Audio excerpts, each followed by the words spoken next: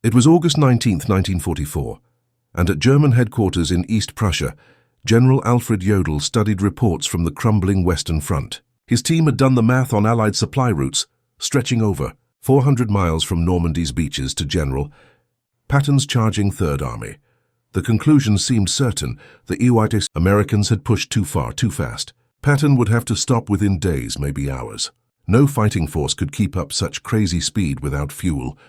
Sitting in Hitler's headquarters, Jodl looked at what every German commander already knew from fighting across Europe. A tank division burned through 150,000 gallons of fuel each day when moving forward. The Americans were now 400 miles away from their storage points. The numbers told a clear story. Patton's Third Army would grind to a stop, giving German forces time to regroup at the Seine River and maybe hold out until winter arrived. What Jodl had no clue about was that just 125 miles away, nearly 6,000 trucks were already thundering eastward in a never-ending line, their lights blazing bright against every rule in the military handbook, hauling 12,500 tons of supplies every single day. The Red Ball Express, a supply operation so bold that German military thinkers had never imagined anything like it, was about to destroy every belief about mechanized combat. Within 3 days, Patton's supposedly stranded tanks would smash through German defenses at the Seine. Within a week, they would free Paris. Within a month, they would reach Germany's border. German military leaders were about to get schooled in American supply methods that would change how they understood modern war. The teachers were 23,000 truck drivers, 3/4 of them black Americans, who transformed a one-way road system into the most effective military supply route ever. Built-up German confidence that American supply lines would fail came from decades of military experience and what they'd seen recently. The German army had created blitzkrieg tactics, transformed combined warfare, and knew exactly how brutal supply problems could become. Their own campaigns had stalled repeatedly when supplies couldn't keep up with battlefield wins. In Russia, the German advance had collapsed not from Soviet fighting at first, but from the basic impossibility of supplying troops across enormous distances. German trucks broke down on rough Russian roads. Horse-drawn wagons, which still carried 80% of German military supplies, couldn't match the speed of tank spearheads. Different railway track sizes meant supplies stacked up hundreds of miles behind the front lines. General Heinrich von Luttwitz, who would lead the 47th Panzer Corps starting in September 1944, had written in July, "The Americans face the same supply nightmare we faced in Russia. Their mechanical strength becomes their weakness. Machines need fuel, bullets, spare parts. They've pushed 400 miles in 30 days. History shows us what happens next. They'll freeze up." German intelligence carefully tracked American usage numbers. A single Sherman tank burned fuel at half a mile per gallon on roads much worse across open country. An infantry division needed 700 tons of supplies daily. A tank division needed 1,000 tons. Patton commanded 12 divisions pushing forward on a 60-mile front. The math looked rock solid.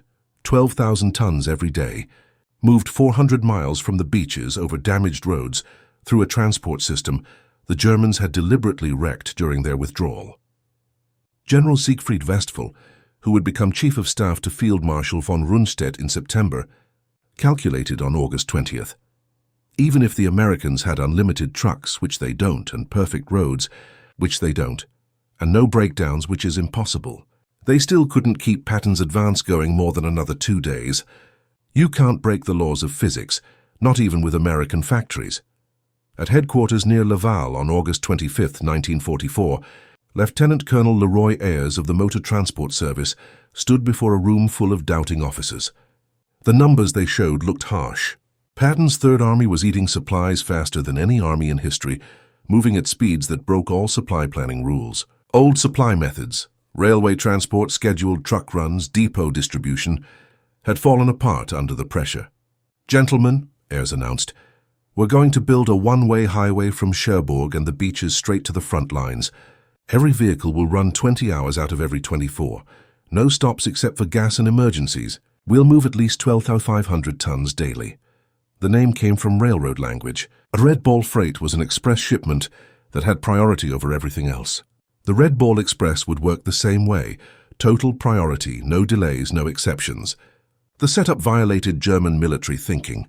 2 parallel one-way roads, one for loaded trucks heading forward, one for empty trucks returning. Round-the-clock operations with headlights blazing, abandoning blackout rules. No stop policy except for fuel and mechanical failure. Truck groups passing every 5 minutes, keeping a 35-mile-per-hour average. Mobile repair units every 50 miles. Military police checkpoints removing any vehicle going slower than 25 miles per hour. Colonel Charles Thrasher, commanding the advanced section of the communications zone, reviewed the projected numbers. We need 140 truck companies, at least 5,958 vehicles running at 90% availability. That's impossible according to every logistics textbook ever written. Yet within 36 hours, the impossible became real. On August 26, 1944, drivers from the 39 16th Quartermaster Truck Company climbed into their GMC trucks, nicknamed the Deuce and a Half, loaded with artillery shells heading for Patton's guns at Melun, 300 miles east. The makeup of the Red Ball Express would have shocked German racial theorists. Of the 23,000 drivers who would eventually work the route, roughly 75% were black American soldiers serving in a still divided army. These men, who couldn't eat in white restaurants or use white facilities in much of America, were keeping the most celebrated white general's army moving. The drivers built their own culture within hours. They painted messages on their trucks: Patton's Blood Bank, Hitler Here We Come, Detroit to Berlin Express. They created their own traffic rules. Slower vehicles pulled off right away. Broken trucks got pushed into ditches. Any truck going under 20 miles per hour was treated like a roadblock. By August 28th, German scout units began reporting something they'd never seen before. Units from the 116th Panzer Division radioed from positions overlooking the main Red Ball route. Continuous vehicle column, headlights visible for 20 kilometers. No spacing, no blackout rules. Estimate 1,000 vehicles per hour. Americans have abandoned all military caution. This broke every rule German military thinking taught. Headlights at night invited air attacks. Continuous columns gave perfect targets for artillery. No spacing between vehicles meant a single broken truck could stop an entire convoy. Yet the Americans didn't seem to care.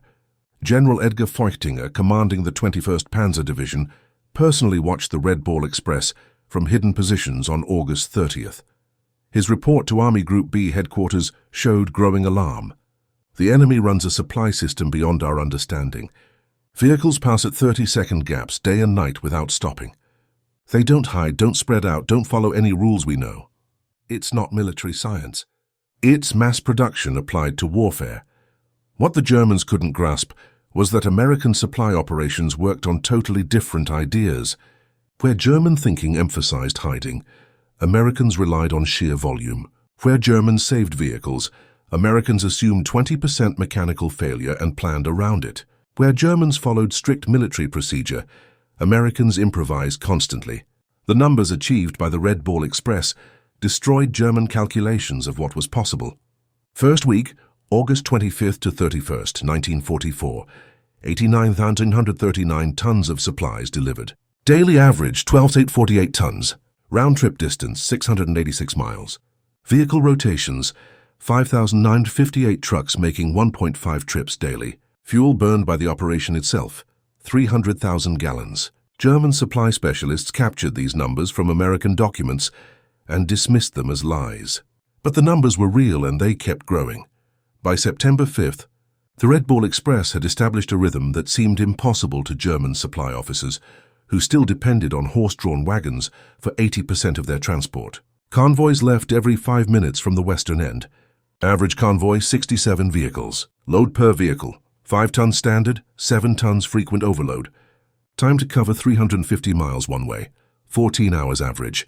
Turnaround time at each end 2 hours. Vehicles constantly moving, 5,000 at any moment. The Red Ball Express produced innovations every hour as drivers and mechanics solved problems German military science considered unsolvable. When trucks broke down, roughly 1,800 daily, mobile repair units fixed them roadside. Mechanics built a sorting system, 15 minutes to fix or push it off the road. Parts got stripped from vehicles judged unrepairable. Engines got swapped in 45 minutes using mobile cranes. When the main Red Ball route got crowded, drivers made alternate paths. They took French buses to move personnel and freed up trucks for cargo.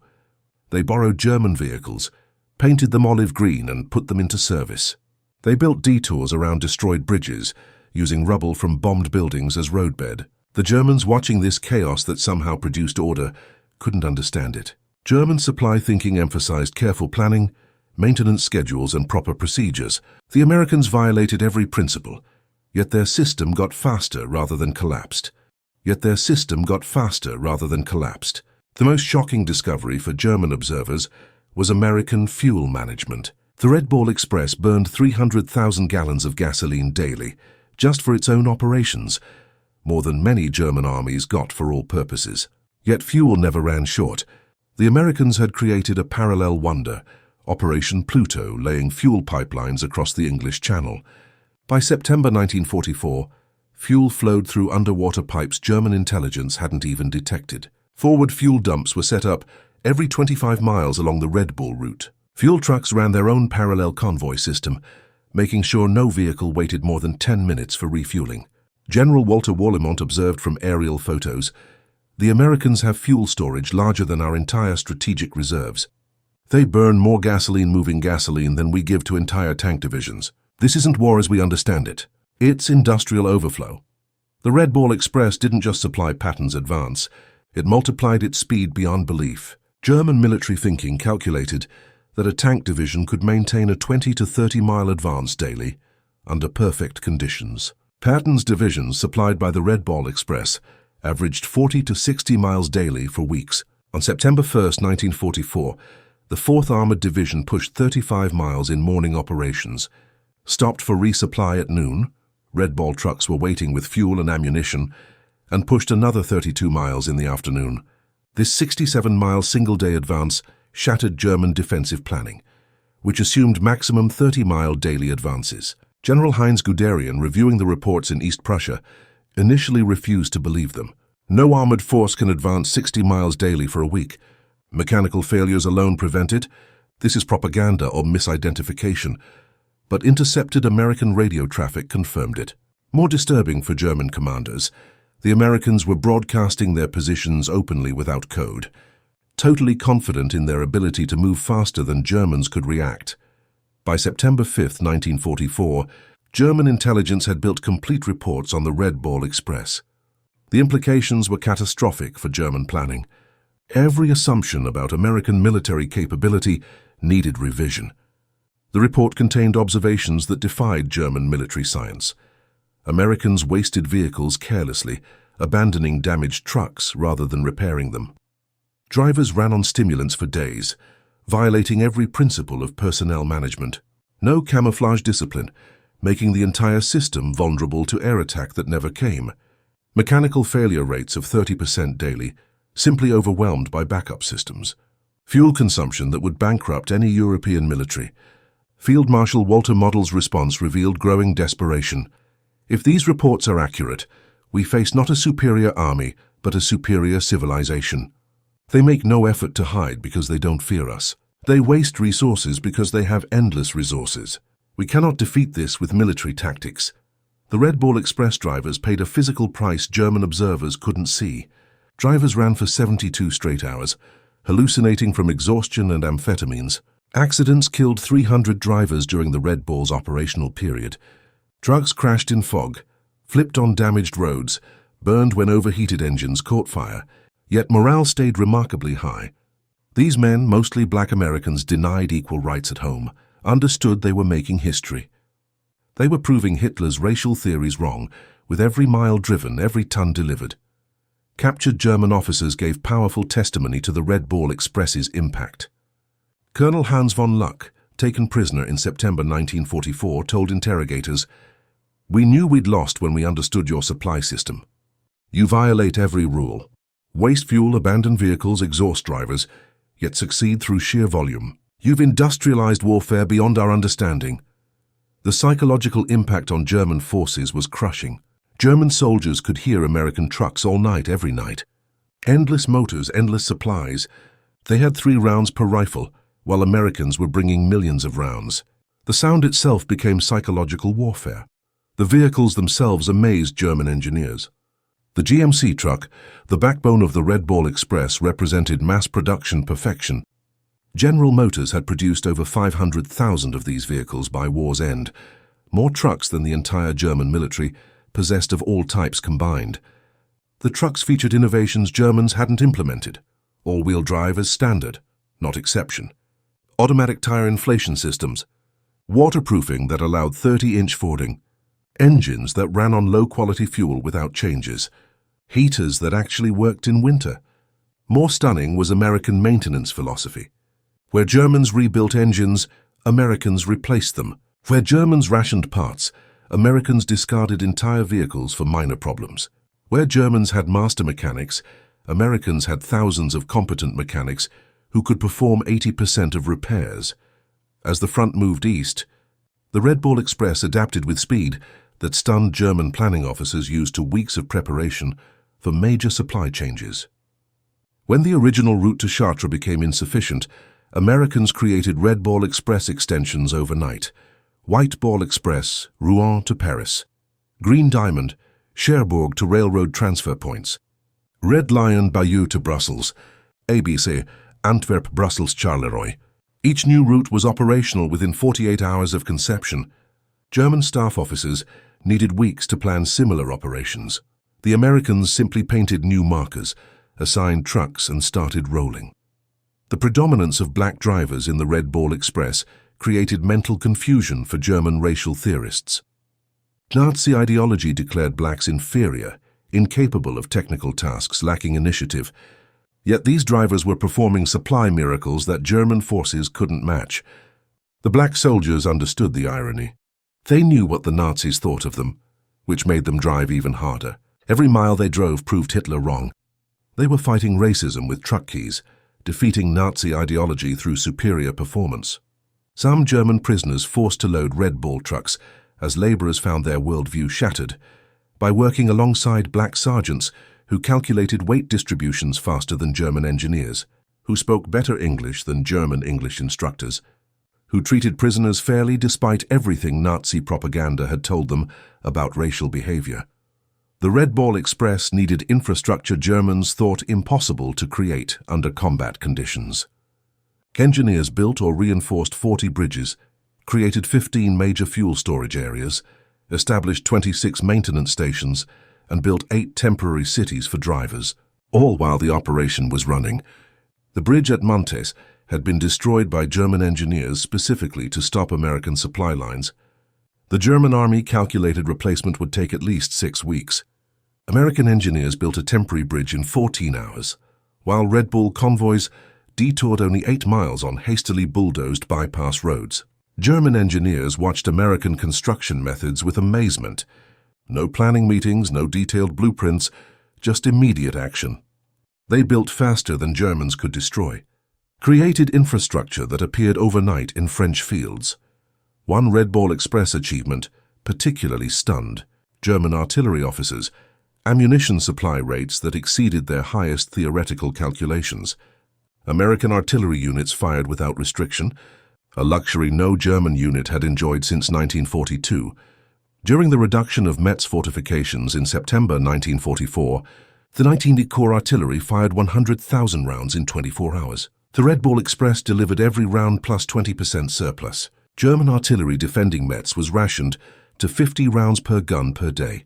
The gap was overwhelming. American guns fired continuously for hours, while German artillery officers calculated that such bombardments needed 50 truckloads of ammunition per hour. The Red Ball provided it without pause. The Red Ball Express consumed vehicles at rates that would have paralyzed any other military. By late September, mechanical wear reached staggering proportions. Average vehicle life 10,000 miles, normally 30,000. Daily breakdown rate 30% of all vehicles. Engines replaced 500 weekly. Tires consumed 10,000 weekly. Total vehicles destroyed or abandoned over 5,000.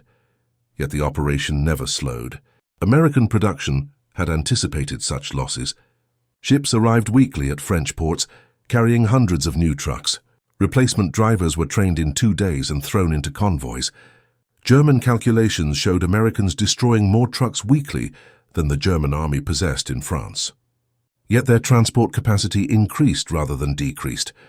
They had achieved something Germans thought impossible: supply faster than destruction. French civilians along the Red Ball route witnessed American abundance that contradicted years of German occupation scarcity. The psychological impact on occupied populations was immediate and deep. The Red Ball Express drivers, particularly black Americans, often shared their rations with French civilians despite regulations. Every stop, children would gather and drivers would give them chocolate, cigarettes, soap. The contrast with German occupation was stark. Americans gave away casually what Germans had rationed strictly. German intelligence reported the propaganda impact. French civilians now believe American victory inevitable. They cite the truck convoys as proof. Resistance activity has increased 400% along Red Ball routes. The population that accepted our occupation now actively opposes it. In early September 1944, the Red Ball Express faced its greatest challenge. Patton's Third Army had pushed so far that even the Red Ball struggled to maintain supply rates.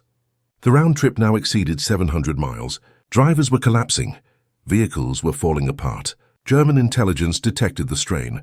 General Hasso von Manteuffel reported September 8th.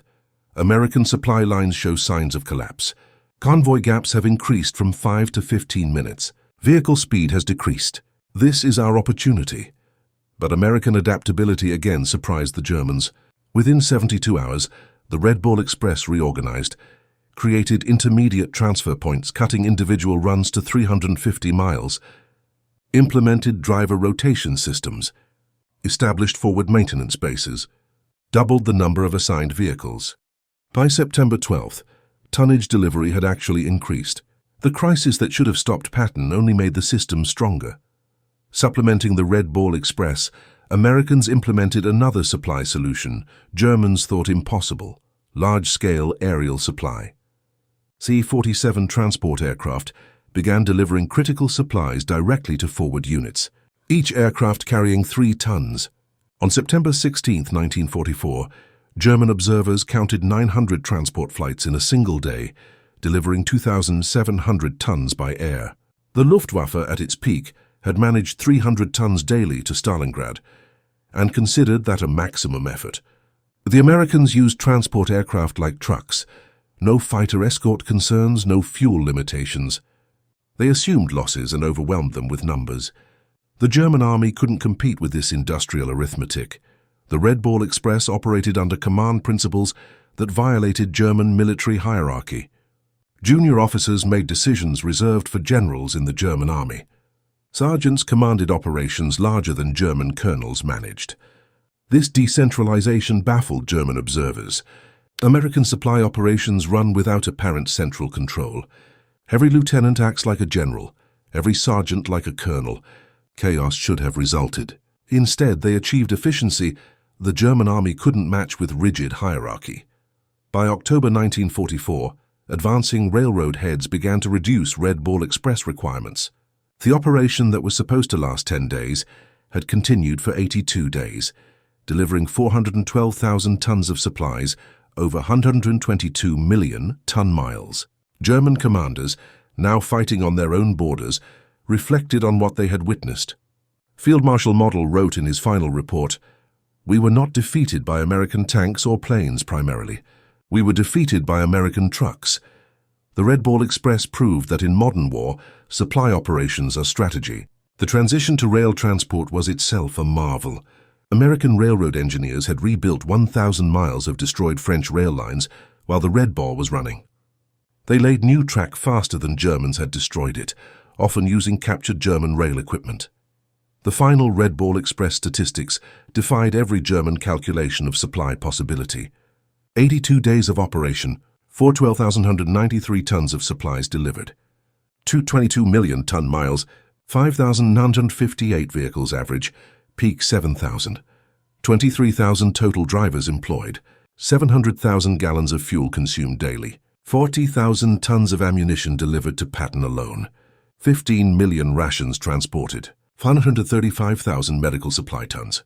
Reviewing these figures in captivity, German officers admitted they had calculated American supply operations based on European precedent. They had multiplied their best performance by 3 and assumed that was American maximum. They were wrong by a factor of 10. Beyond tonnage and distance, the Red Ball Express achieved something more deep. It destroyed German faith in their own military superiority. German officers who had dismissed Americans as soft and mechanically dependent watched those same Americans achieve supply miracles through determination and industrial abundance. German prisoners of war would stand silent at prison camp fences, counting passing Red Ball trucks. Some wept.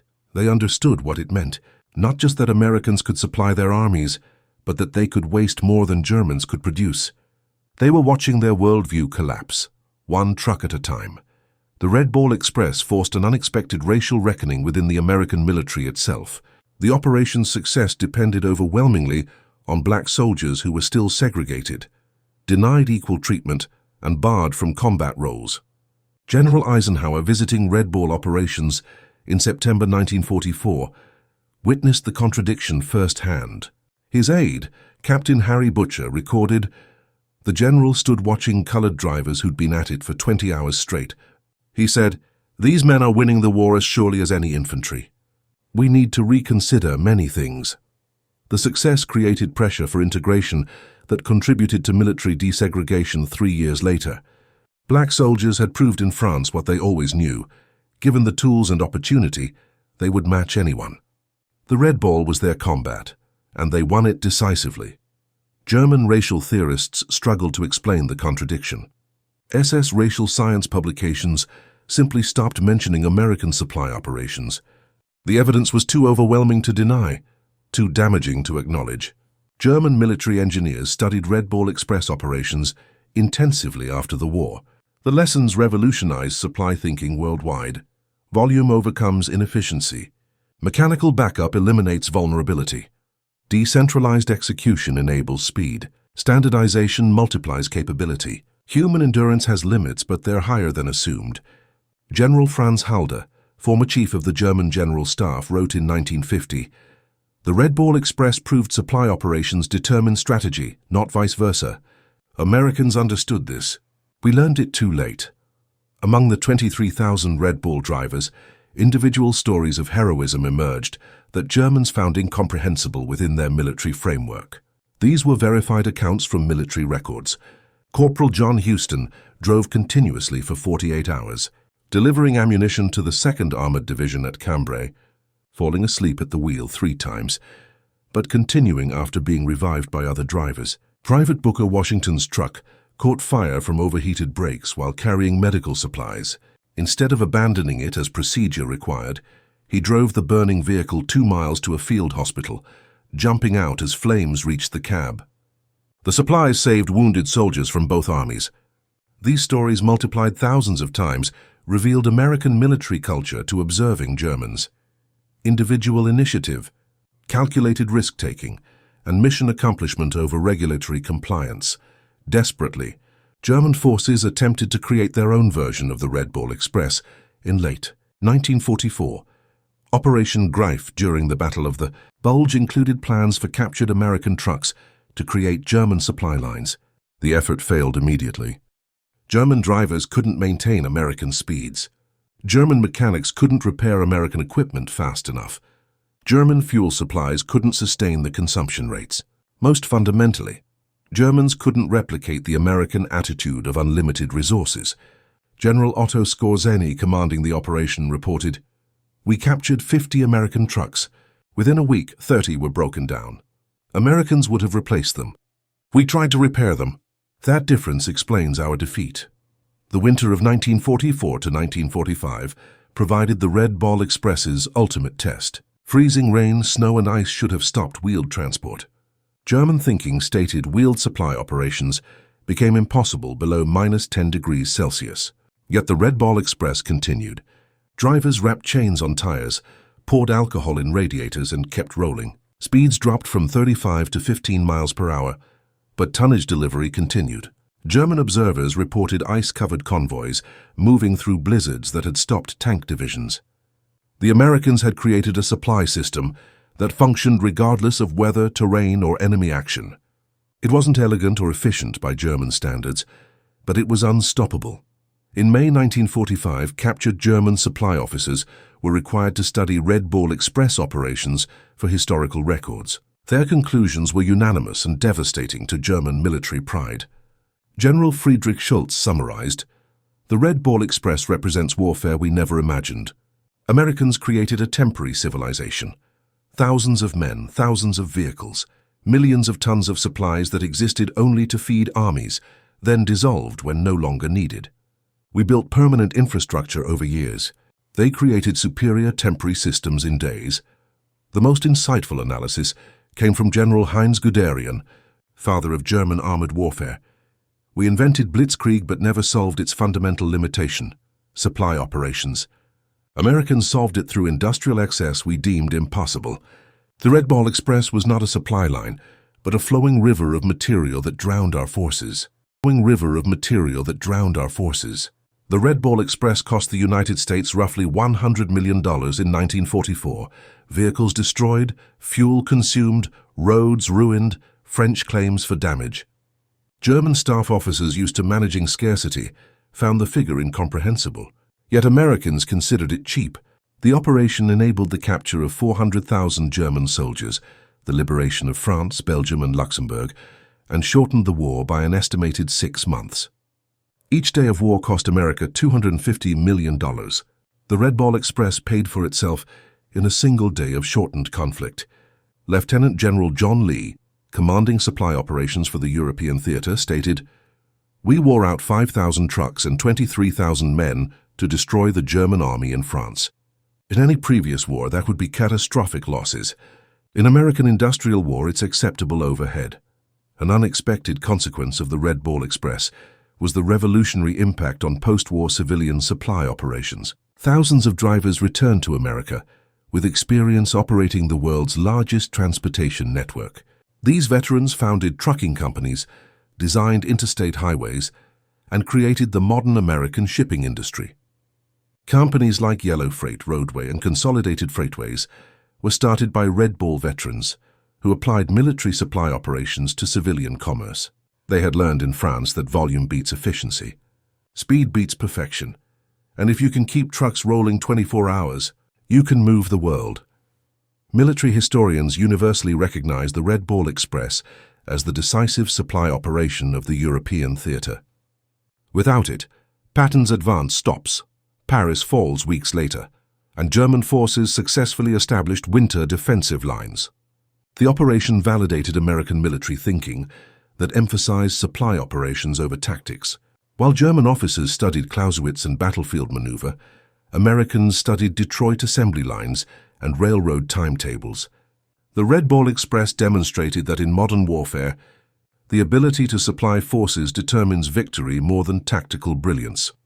On September 15, 1944, Field Marshal Gerd von Rundstedt, Supreme German Commander in the West, received complete intelligence on the Red Ball Express. After studying the reports for hours, he summoned his staff. "Gentlemen," he announced, "we face something beyond military solution. The Americans have created a supply system that makes distance irrelevant. Our strategy assumed their culminating point, where advancing forces outrun supplies. That point doesn't exist. They have revolutionized warfare, and we are fighting the last war."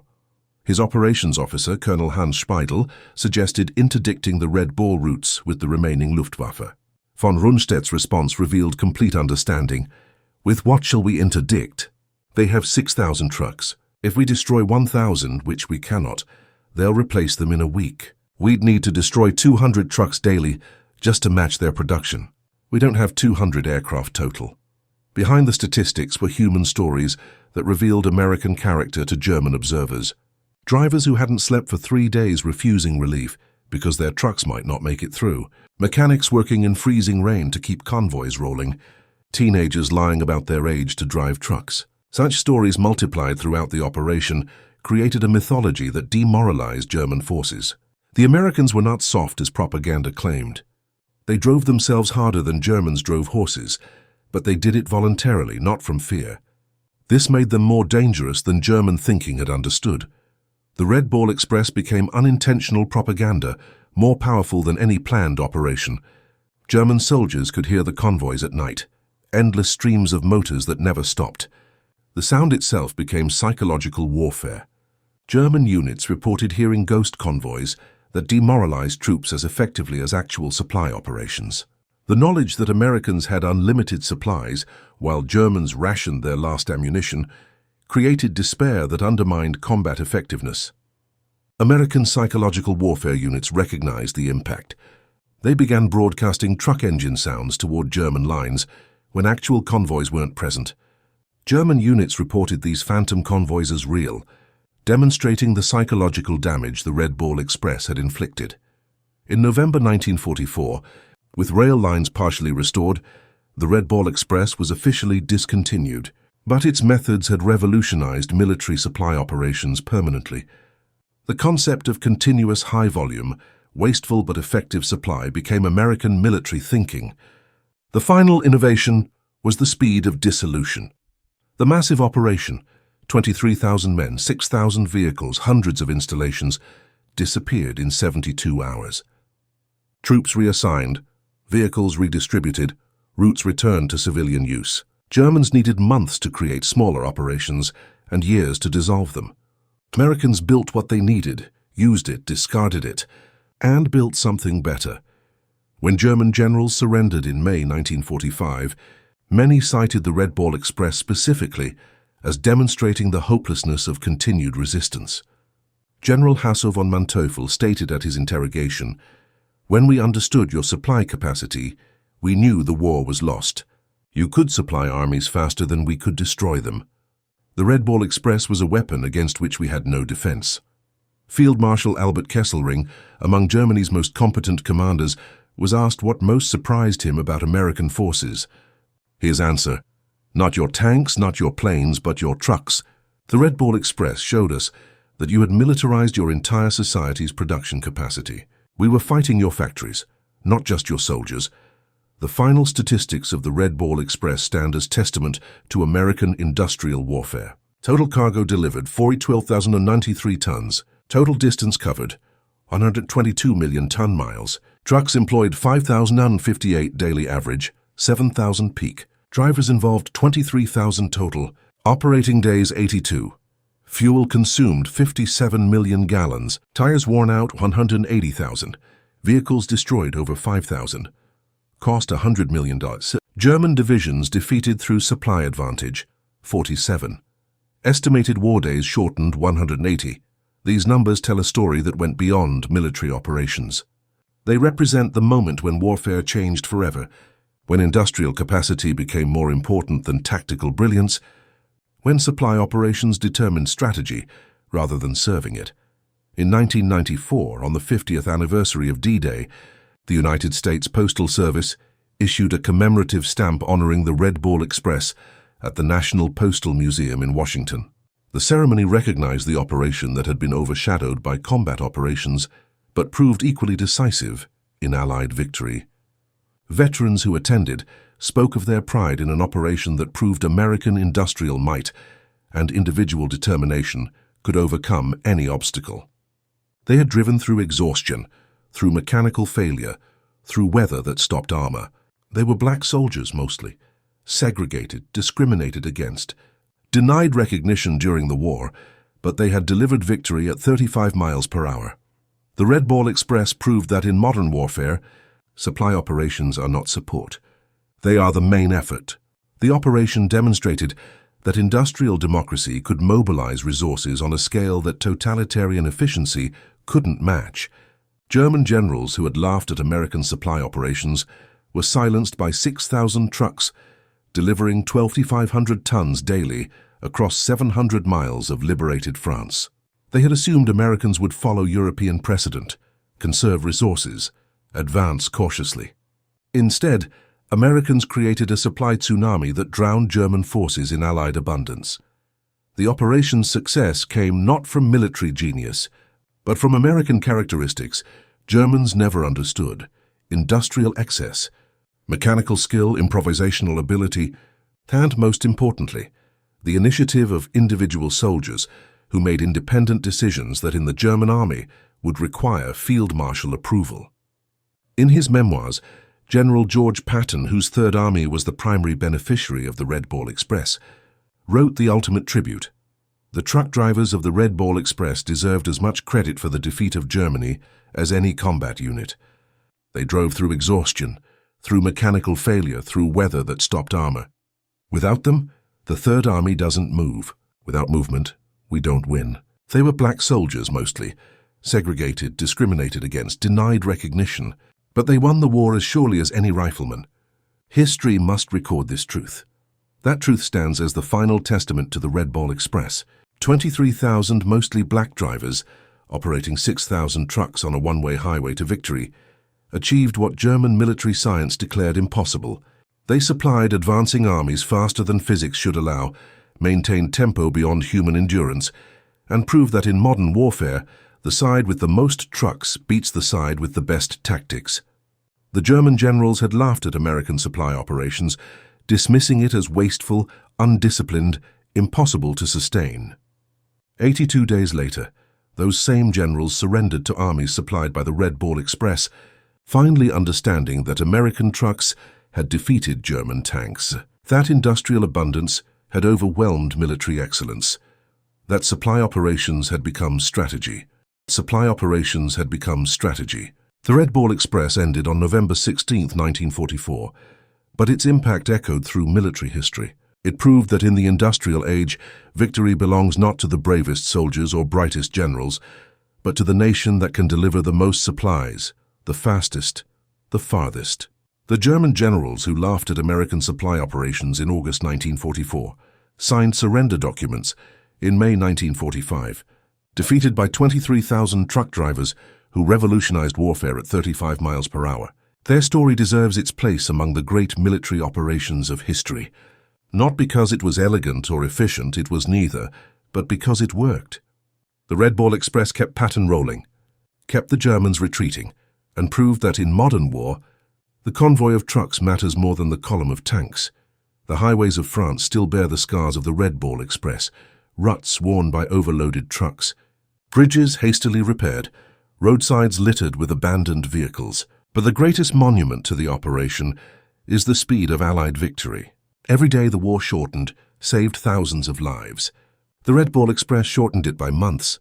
In the end, the German generals who laughed at American supply operations learned the hardest lesson of modern warfare. Amateurs talk tactics, professionals talk supply operations, and Americans talk trucks.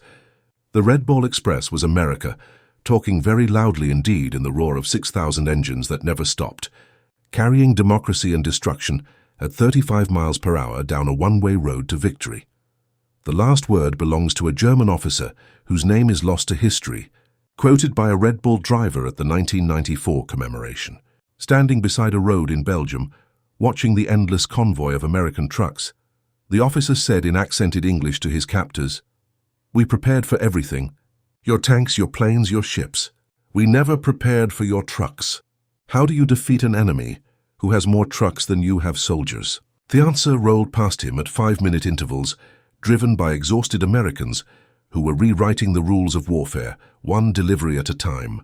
The Red Ball Express had made supply operations into strategy, supplies into victory, and trucks into the most decisive weapon of the European war. The German generals stopped laughing when they understood this truth. But by then Patton was already at their gates, supplied by the greatest supply operation in military history.